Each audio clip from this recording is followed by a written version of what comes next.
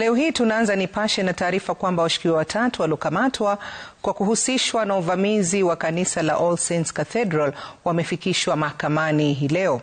Washukiwa hao sasa wanazuiliwa kwa siku 10 zaidi kutoa nafasi ya uchunguzi kukamilika. Mwanahabari wetu Franklin Wala anaarifu kuhusu washukiwa waliokamatwa kufuatia matukio ya Ijumaa iliyopita wakati wa uvamizi katika kanisa hilo la All Saints Cathedral.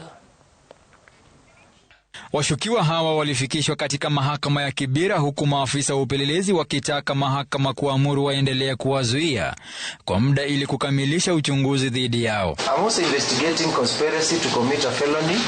You know what happened? There was robbery. There was stealing. And there was threats to life. Washukiwa walikamatwa mtaani Mathare North katika operesheni iliyoendeshwa na polisi usiku wa kuamkia leo.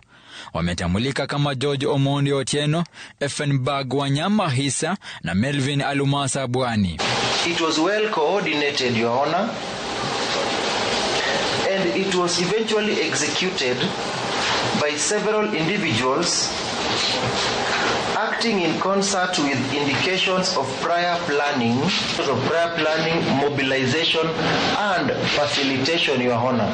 Polisi wanasema washukiwa hawa na wengine zaidi ya 200 ni miongoni mwa wahuni waliovamia kanisa la All Saints Cathedral siku ya Ijumaa na kuzua vurugu. A violent group comprising of about 200 boda riders forcefully entered All Saints Cathedral Church. Baada ya kusikiliza ombi la wapelelezi, mahakama iliamuru washukiwa wazuiliwe kwa siku 10 zaidi kwa uchunguzi. Wakati huo mahakama ilielezwa kuwa kunao wanasiasa pia wanaochunguzwa kuhusu tukio hilo. It is believed, Your Honor, there are names of leaders who are behind this, Your Honor.